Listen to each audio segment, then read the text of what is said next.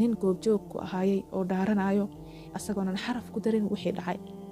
soo jazaahullahu khayr, wuu mahadsan yahay. annagana faa'iido weyn ayaan ka qaadan doonaa. qisada haddaba maxay tahay? qof weyn oo dumar ayaa dhimatay. soo isbitaalka ayaa laga soo saaray, waxaa la keenay meesha oo meydadka lagu dhaqo. dumarkana sidiisa bannaan waxaa dhaqo dumar ayaa dhaqo. soo qoftaan dhimatay waxaa la socotay 2 gabdho ayada ay dhashay iyo 2 gabdho ayada la dhashay. 4taas qof ayaa la socotay. gabadhii dhaqaysay meydka ayaa waxay tiraahday maxay ahayd marka meydka la keenay naxashka laga soo bixinayo ee la saarayo meesha lagu dhaqaayo, yacni sida caadiga ah 2 qof ayaa lagu qaadaa. qoftaan oo meydka ah yacni mana buurno mana caatana mana dhuubna, yacni caato zaa'idna ma aha mana buurna, yacni 2 qof waa lagu qaadi karaa. soo waxaan isku daynay inaan soo qaadno mara ayaa hoosta laga geliyaa qofka. maradaas 4teeda geesaa la qabanayaa, saas ayaa loo qaaday, sidaa ayaa meesha meydka lagu dhaqaay loo saaraa. waxay tiraahday maradii markaan hoosta ka gelinay si aan u qaadno, wallaahi waxay tiraahday waan qaadi weynay. 4 qof 5 qof intaba waan qaadi weyn. waxaa moodaa qof dhulka saa iskugu celinaayo, yacni ma qaadmaysaba. anagoo sidaa u kadeedan oo yaaban, dhididka naga baxay ilaahay og yahay, haddana sidaan u rafaadaynay waa qaadnay. adee almuhiim waxaan saarnay meesha oo meydka lagu dhaqo ayaan saarnay. marka aan saarnay meesha meydka lagu dhaqaayo, waxay tiraahdaa dharkii aan ka siibay, aan macnaha dhar kale oo dharka marka qofka meydka marka la meeraayo dharka waa laga siibaa, dhar kale oo caadi ah la hubiyaa, kor loogu hubiyaa. soo markaan meeraayo waxaa ila joogo 4 qof oo ayada waxay isku yihiin mid 2 ay dhashay iyo 2 la dhalatay. waxay tiraahdaa kaligeyga ayaan meeraayay. soo sidaa darteeda maradii markaan ka bixiyey aan marada shaam dusha ugu saaray, biyihiyaan soo qaaday si aan ugu bilaabo macnaha aan u meero. mar allaala markaan biyaha ku shub aan isiraahdo, yacni waxaa moodaa qoftii way isdhabinaysaa, saas waxay ku dhegaysaa 2 dhinac ma aragtay oo meesha lagu dhaqo meydka birta meesha ay saaran tahay 2 dhinac isaan ugu dhaqaysaa, way isgiijinaysaa. waa naxay tiraahday, waan iska dhigay biyihii, telefoonaan garaacay, macnaha dadka meesha oo ka mas-uul ah maamulahooda ayaan garaacay. markaas waxaan ku yiraahday sheekha ugu weynaa, sheekhow hee waxaan u baahanahay ambulance degdeg ah, macnaha ambulance degdeg oo dhakhtarkeeda la socda ayaan u baahanahay. markaas wuxuu yiraahday maxaa dhacay? waxay tiraahday qofta aa ii keenteen waa qof nool, maba dhimaninba. markaas wuxuu yiraahday way dhimatay, xataa warqadeeda waa la hayaa. waxay tiraahday almuhiim qoftaan ma dhimanin, waxaan u baahanahay dhakhtarkaas oo orday ii keen. wuxuu yiraahday markiiba yacni waxa la keenay dhakhtarkii loo keenay, dhakhtarku wuu baaray qoftaan way dhimatay, mar hore dhimatay, saacado badan ka soo wareegatay, warqadii dhimashadeedana waa tana. marka sheekhu wuxuu yiraahday waan wareystay, waa sheekha soo tawinaya. gabadhiyaan wareystay, waxaan yiraahday maxaad aragtay adiga, maxaa u tiri waa nooshahay? waxay tiraahday markii ugu horreysay waan qaadi waayne, markii labaadna aan meer istiraahday gacmaheedii jirkeeda dhan wuu dhintay, laakiin gacmaheedii saasay ugu dhegaysaa 2 dhinac, way isgiijinaysaa, way kama foqays, waxay ku dhegaysaa meesha oo birta wax lagu dhaqayo ayay ku dhegaysaa. markaas wuxuu yiraahday waxaas caqli ma aha, wax macquul oo caqli galay noola imow. waxay tiraahday wallaahi inaan been sheegaynin, aniga waan arkin, dhehaygan ku arkay tiraahday, aniga meydkaan ma dhaqaay, qof dhaqdaha loo yeerto. markaas wuxuu yiraahday waxaan ku yiraahday uu yiri waa yahay gabdhaha la socday, ma aragtay gabdhaha la socday ayaga ha meeraan, adiga u sheeg waxa ay sameyn lahaayeen. markaas waxaan yiraahday waxay tiraahday way fariisatay. markay fariisatay gabar aad u oynaysay ayada dhashay ayaa ag fadhiday. markaas waxay tiraahday hooyada maxay sameyn jirtay, xagee aadi jirtay, maxay qaban jirtay, yacni xaalkeeda aan rabaa inaan ka ogaado maxasaan u kale. markaas waxay tiraahday iyadoo oynayso anaga waxaan kugu keenay inaa hooyadayda aan meydkeeda meertid, ma aha inaa nala xisaabtantid, shaqana kuma lihid. sheekhii wuu maqlayay hadalkii. markaas wuxuu yiraahday ilaahan kugu dhaarshay inaanan maalinta qiyaamo ku cafinaynin, xaaladda aan marayno waad la socotaa, inaa anaga yacni aan ku dhibanahay hooyada inaan meerno waa ujeedaa. haddaad yacni xaaladan ood adiga og tahay waxa sababay aad noo sheegi weydid, ilaahay baan kugu daayay. way cabsatay gabadhii. waxay tiraahday yaa sheekh horta ani maraba hooyaday inaan wax ka sheego, hooyaday wax kama sheegi kari, laakiin hooyaday qof fiican ay ahayd. waa garad soo ma hooyaday way fiicneed, way soomi jirtay, salaadeeda way tukan jirtay, kama tegi jirin salaad. maxay weyna jecleed, si fiican ay noola tacaamuli jirtay, wax xumaan ah ma lahayn, allahuma ilaa wax yar intaa la eg, wax yar ay kula wax yar ay ku xumeed. maxaa waay waxaas? waxay tiraahday hooyaday dadka ay hadalka u kala qaadi jirtay, sidoo kalena dadka isku diri jirtay. markaas wuxuu yiraahday si isku diri jirtay, macnaha mararka qaarkood aroos aan looga yeerin ay aadi jirtay. sababtay u aadaysana ayadoo og 2 qof oo isdagaalsan inay arooskaas ay joogaan. markay arooska tagto ay 2 qof isdagaalsanaayay, mid ka mid intay u tagtay waxay leedahay heblaayo waxay ku tiraahday saanay ku tiri, kanay ku tiri, kaasay ku tiri, hadal oo dhan way ku soo shubaysaa. way soo baxaysaa, heblaayad kale u tagaysaa, waxay leedahay sidii isla mid ah 2 qof ay imaanayso, qoorta isku gelinaysaa, waa la istumayaa, timaha la iska jijiidayaa. ayadoo faraxsan markay ay xaaladda ay saa tahay, ayadoo faraxsan oo guulaysatay ay soo baxaysaa oo يعني alalaasada ka baxayso ay leedahay yani inay howl weyn soo qabatay camal oo faraxsan guriga noogu imaanaysaa markaas waxaan leenahay hooyo xaraam hooyo maxaa u sameynay hooyo ilaahay ka cabso markaas inaan dhihi jirtay shaqo kuma leeyihiin shaqo iyo shuqul toona kuma leeyihiin يعني سبحان الله شيوخنا سويرني waxaan u yeernay maxay ahayd nin sheekh ah soo iyada kaliya ugu maxaadareeyo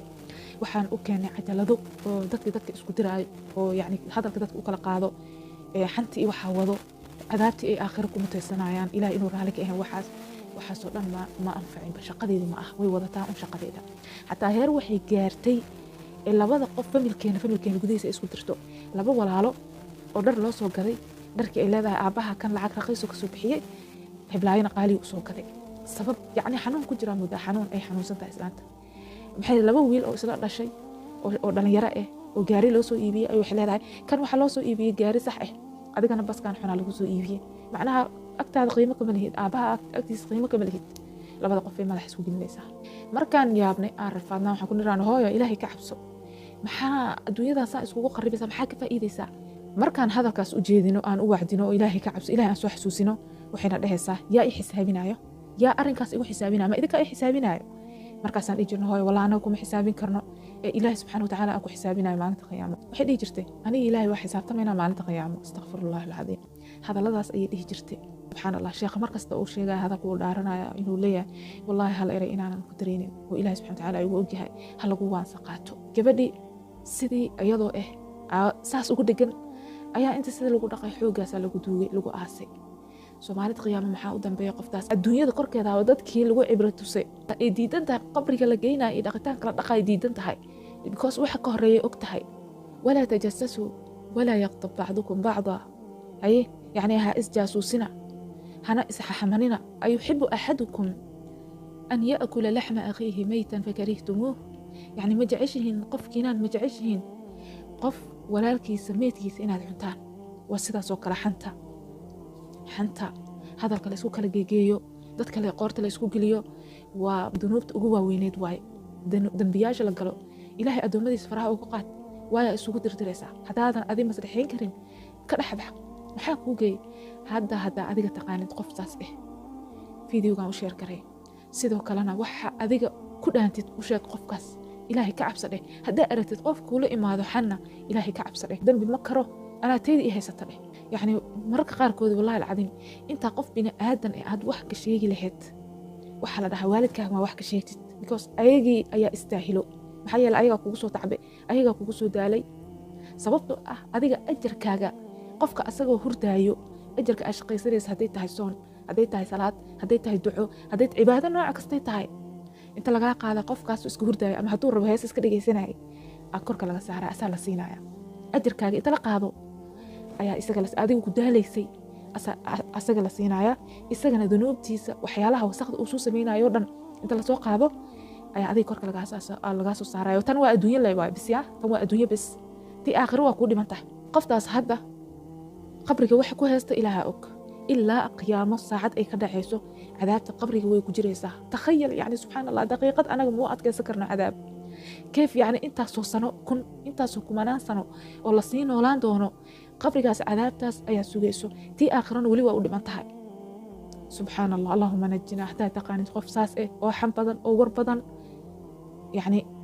ونصيحي وح وشك ولا تنم وح وشك هدا ارت قف كل imaada xana اهدي الهي الله aniga ajarkayga waxa istaahil waalidkayga kulli waalidkayga wax kama sheegaye laakiin ajarkayga qof bin aadan uma quuro ajarkayga qof bin aadan uma quuro intaan yaraan haysta aakhira la taga amaanka iyo dadaal wabillahi tawfiiq warcad waay soo dadku waxay u maleeyaan wax sahal ah ama laga toobad keeni karo qofka isaga bis ku cafin karo marka maanta adad yani adad dhan madax isku gelisay fidna dhan aad abuurtay xasbi allah ilaaha ka magan galnay dad saas ah oo ku sababayo hada aragtid yani xanta ay ku horseedayo ku imaanaan ka agtag ka leexo hadaadan dhigi kar walaalo iga daa walaalo iga daa ka agtag qofkaas adiga had waani ku tahay naftaada oo yar u baq maalinta qiyaamo adduunyada horta cadaab ma ku xamili kartaa maya culays ma xamili kartaa maya fakayf qiyaamo sidee baa marka qiyaamada ma wallahi mala awoodad qof maanta ku muslim ahna ma jirto ila allah subhanahu wa ta'ala ma ogiye ilaahu naga najay allahumma najina inaan noqono qoom isku diro